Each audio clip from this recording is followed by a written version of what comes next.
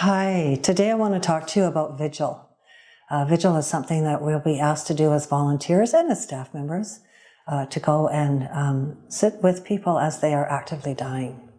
From my perspective, my opinion is that doing Vigil is one of the most important things that we can do for people, particularly if they're alone, even with family members in the room.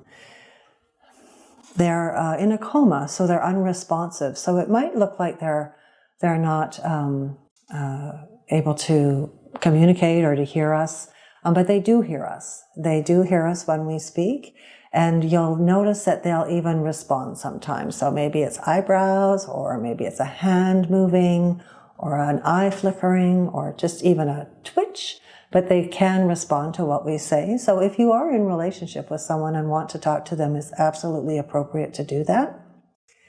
Important to also remember, because they can hear us, that if you feel like you would like to touch them to make sure that they know.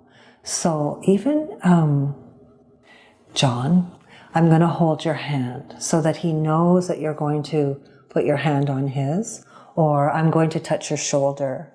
Or sometimes if they're furrowed, I'm just going to rub your forehead a little bit, right?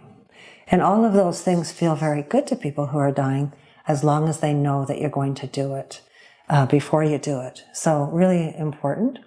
Also want to say about that, if there are family members in the room and they see you treat that person with such regard, they remember that. It's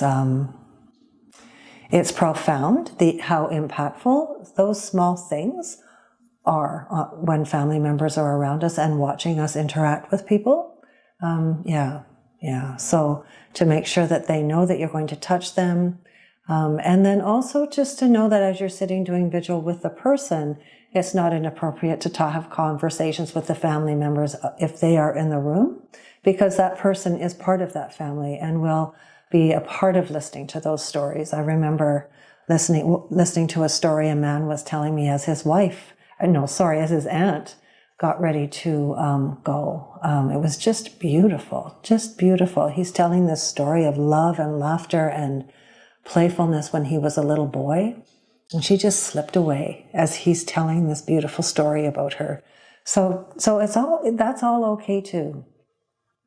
It is a privilege to do Vigil. It is sacred, and it's a privilege to help people get ready to go. And remember, they're here until they're not. So we always treat them as being part of whatever's going on in the room. I hope this is helpful. Thank you.